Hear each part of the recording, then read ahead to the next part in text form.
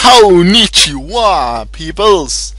It's time for Duel 77, and we're doing another deck request. Woo! This deck request came in from codyfan15, and the deck request was to use only monsters of level 3 and below. At first I thought it had to be a monster mash, but I wasn't really sure, so I asked him, and he said that spells and traps were fine, and that Exodia monsters were allowed as well. So, I've been thinking a while about what kind of deck to use. I never really came up with a really good deck until I remembered Piper, Mystic Piper, and I thought, Mystic Piper, Exodia. Exodia's head is level 3. Yeah, I can do that. So, I went and made a deck with Mystic Piper and Exodia. So, here we go. I didn't really have the best starting hand, but I'll get there. And my opponent, Gladiator Ownz, has quite the interesting deck as well. There's some cards in there that you don't really see very often. So it was definitely an interesting duel. Here I just set all of my back row to have him go guess what I have. Just gift card in the middle, my hope for escapes that are right, and my two regular drawing cards to the left. Now here is his turn, playing Solemn Wishes, getting the 500 plus, and then Gladiator Ownz also plays Golden Ladybug, which is another 500 plus. You reveal it during your standby phase, and it stays revealed for the entire turn, and then you just gain 500 life points. And during the end phase, you just will unreveal it, I guess. And here he synchros with Sangan and plays put a zombie into the dark synchro monster Frozen Fitzgerald.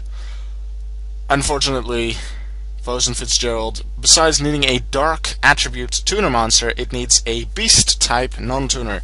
And Sangan is a fiend type, not a beast type, so unfortunately that synchro summon was illegal, which I reminded him about, and then he just switched to synchro monster. Fitzgerald will be coming out later in the duel, by the way. You'll be seeing him. Here comes his other synchro, Ally of Justice Cataster. Next, the Stardust Dragon, the most often used synchro monster. And if it wasn't for Starlight Road, possibly even the most used. Because it fits in pretty much any synchro deck that can make level 5s. And a lot of decks can make level 5s. So here comes Bubonic Vermin, using Sangan's effect. And due to 1 day apiece, there's no direct attack because he can't really damage me anyway. Now it is my turn, but due to Reckless Greed I have to skip 2 of my draw phases, and this is the first one. Now, I didn't really have anything really good that I can play. And I want to keep my Where Arf though when I summon either Kinkabayo or Mystic Piper. And preferably in combination with 1 day of peace so that I don't take any damage. Although I could use the damage from Where Art though to help with to get an extra draw from Hope for Escape. So here I play my Jar of Greed, and after that also my Legacy of Yatagarasu to hopefully draw into Mystic Piper, because that's what I'm looking for at this moment. Unfortunately, I draw into Kinkabayo, and Kinkabayo is a very useful card in this deck. You just need one of them really. I have 2 of them in my deck. Once Mystic Piper has been used once, and you have at least one copy in the graveyard, you can use Kinkabayo to get him back from the grave, use its effect. At the end phase, Kinkabayo just returns to your hand, so you can reuse Kinkabayo.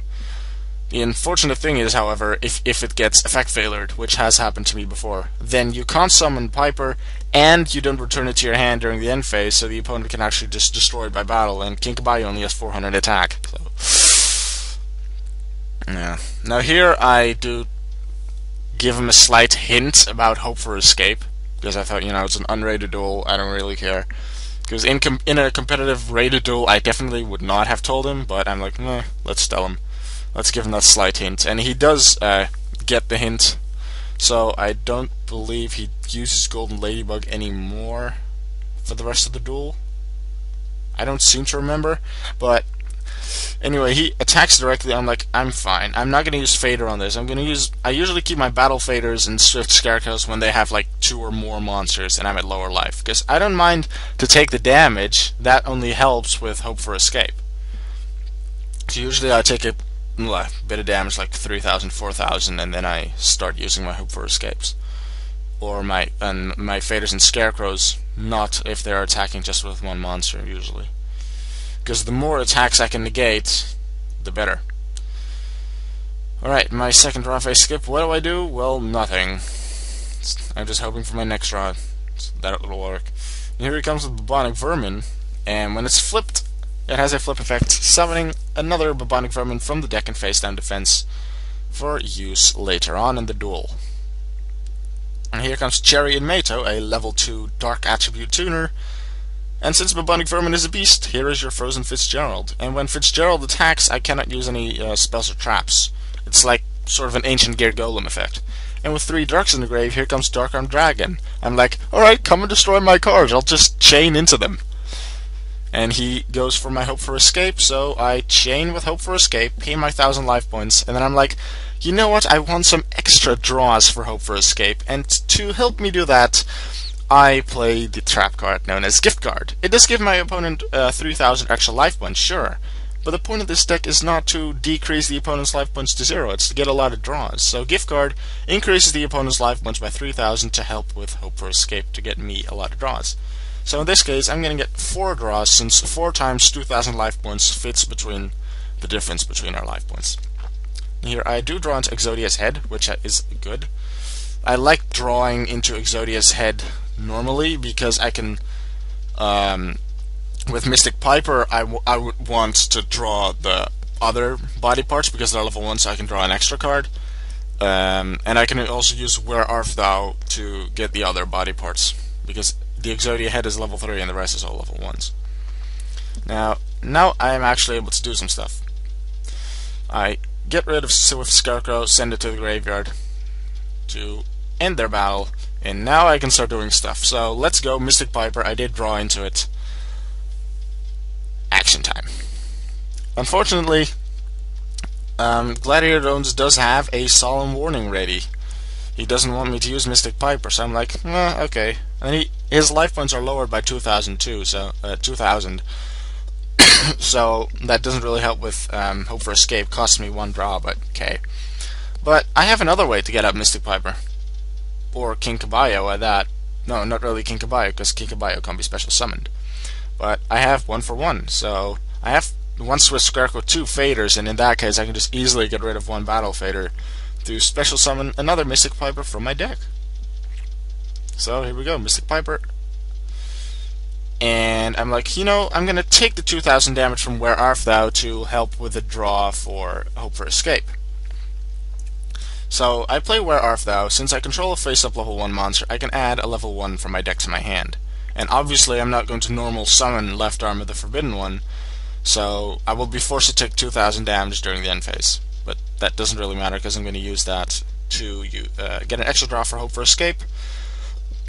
And after that I can just stall with Battle Fader and Swift Scarecrow and then just use King Caballo to get Piper back.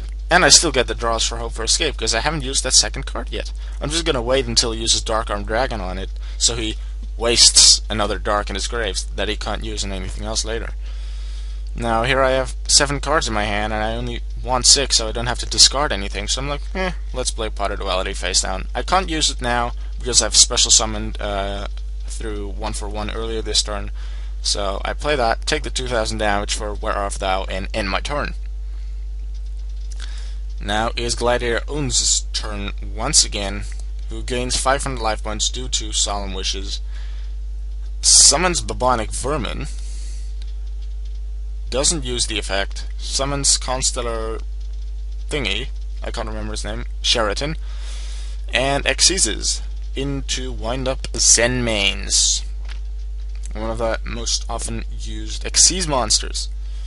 But Zen Mains is not going to really help at all with anything. Now here he banishes Cherry and Mato to destroy Duality, which I don't care about. And then the final Dark in the graveyard is banished, which is Sangan on the, Plague Spreader Zombie on the other Hope for Escape. I'm like, yeah, right.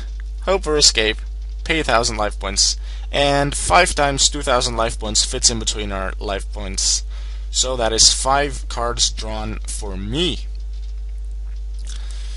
So I get 5 cards. Let's see if we can get the other 2 Exodia pieces. Reckless Greed, Hope for Escape. Nice, because I can use it again. And Duality, Upstart, which I can draw with, Reckless, which I can draw with, and Left Leg. So, in the final 14 cards, there is just the right leg of the Forbidden One, and I have a lot of draw and search options. And I can still stall with Swift Scarecrow and Battle Fader. This should be very well doable. He does attack, but he kind of expects the Battle Fader and Swift Scarecrow. And I do have it. Battle Fader stops the attack. And then it is my turn, and guess what I actually draw into on my normal draw? It is the final Exodia piece. It is the right leg of the Forbidden One. And with that, the duel is over. I have assembled all 5 special cards, all 5 pieces of the puzzle. Exodia.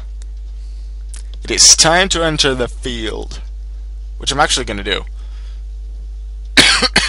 So move Battle Fader to the Spell and Trap Card zone so I can put the Exodia pieces in the right position. So guys, I'll be seeing you guys in a moment in the deck profile. As usual, Exodia, obliterate!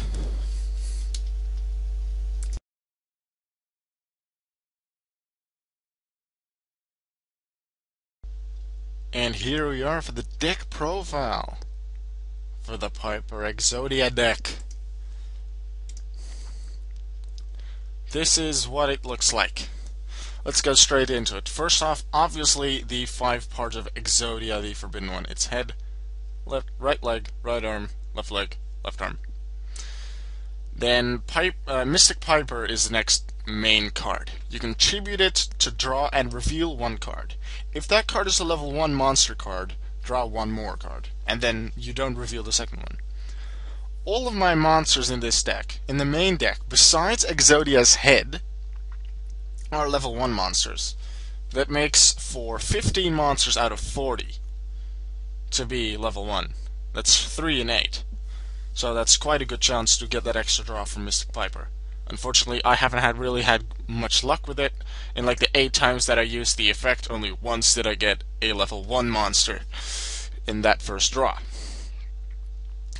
Alright, then to help with getting Mystic Piper's effect off, I have 2 copies of Kinkabayo. As explained in the duel, it is a spirit monster, and when it's normal summoned or flipped face up, but normally you use it as a normal summon, you can special summon 1 level 1 monster from your graveyard, which would then be Mystic Piper. Then you use Mystic Piper's effects again like normal. And during the end phase, because Kinkabayo is a spirit monster, it returns to your hand. Because of that, it won't be destroyed by battle, and you can just normal summon Kinkabayo again next turn to re-summon Mystic Piper again to keep on doing that. Then I have some stalling cards, which are 3 copies of Battle Fader and 3 copies of Swift Scarecrow. All level 1s to help with Mystic Piper, and they negate attacks and end the battle phase. And Battle Fader, as an extra, special summons itself. But I prefer using Scarecrow over Fader, because Fader can be stopped with Solemn Warning. And that's a card you see quite often. And 1 day of peace to get a draw, and to make sure that you don't get damaged for 1 turn helps with stalling. 1 for 1, you saw this card in the duel to have a different way to get out Mystic Piper. 2 Pot of Duality to search. You can't use it in combination with Kinkabayo's effect because that's special summons, but it doesn't really get it. It barely ever is a dead draw duality, and otherwise you just wait 1 turn and use it afterwards. Upstart Goblin to draw cards, and it also the 1,000 life points that the opponent gets are actually a good thing because it helps with Hope for Escape. Where art thou? If you control a face-up level 1 monster, you can add 1 level 1 monster from your deck to your hand. The level 1 that I usually use for this is Mystic Piper, but Kinkabayo can also do this, and if you used Battle Fader in the previous turn to end an opponent's attack, then you can also use that as the level 1 for Where Art Thou. But I normally never summon Swift Scarecrow or Battle Fader for this, unless I just need 1 more Exodia piece, then I would do it. And I would only normal summon Kinkabayo and then use Where Art Thou if I can actually get a Mystic Piper through Kinkabayo's effect. Then I have 2 copies of Gift Guard to help boost the opponent's life points for Hope for Escape. However, Escape's effect was already explained in the duel itself, because I did use it twice. You can only activate it if your opponent's life points are at least 1,000 points higher than yours. This to ensure that you actually get a draw. You pay 1,000 life points, and then you draw one card for every 2,000 points difference between your life points and your opponent's. So let's say you have 3,000 life points and your opponent has 7,000, then 2 times 2,000, 4,000, fits in between, so you get 2 cards. But if you would have 3,100 life points and your opponent would still have 7,000, then you would only get 1 card. Because if you take 2 times 2,000 life points, which is 4,000 life points, that's not the difference. If you add 4,000 life points to your own, then you'd be at 7,100, which is more than your opponent's, which means that doesn't fit in between. The gap is too small. So that doesn't work. I have 3 copies of Reckless Greed to draw cards. It does make you skip draw phases, but the extra draws you get, and with a lot of search and draw options, that doesn't really matter, and the 2 extra cards do really help. Then I have 4 more slots, which I filled with 1 Jargrade and 3 copies of Legacy of Yatagarasu. Garasu 3 and Jargrade 1, because even though it barely ever happens, it is possible for the opponent to have a face-up spirit monster on their field. Like, they might be using King Caballo as well, or I don't know, any other spirit monster, it doesn't really matter. But Legacy of Yatagarasu can be used then to draw 2 cards if they have a face-up spirit monster. So that's why Yatagarasu is there and Jargrade at 1. Extra deck, I have never actually used cards in the extra deck, but I thought, you know, the only really... I don't have tuners, so no synchros, and I wouldn't be allowed to go over level 3 anyway. So I decided to just throw in 3 copies of all 5 rank 1 Xyz monsters that are currently released into the OCG and or TCG, and of course also here on Dueling Network.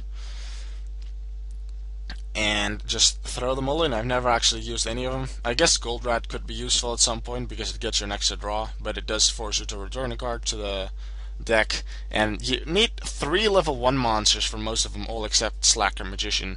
And you barely ever get 3 monsters in the field. Like, Battle Fader maybe 1, and then King Caballo as the second, and which summons into Mystic Piper, but then you'd want to use Mystic Piper's effect, and then just have King Caballo return to your hand. So I don't see myself ever using these, but I filled up the extra deck to not have the opponent know I'm using Exodia like before I even start playing. In the side deck, there's no real side deck for this deck. You just want to get your draws.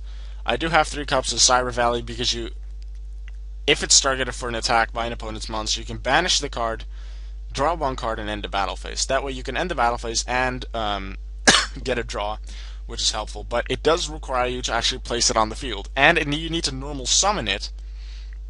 You cannot set it, because when it's targeted for the attack and you set it, it's face down at that moment, so you can't use the effect.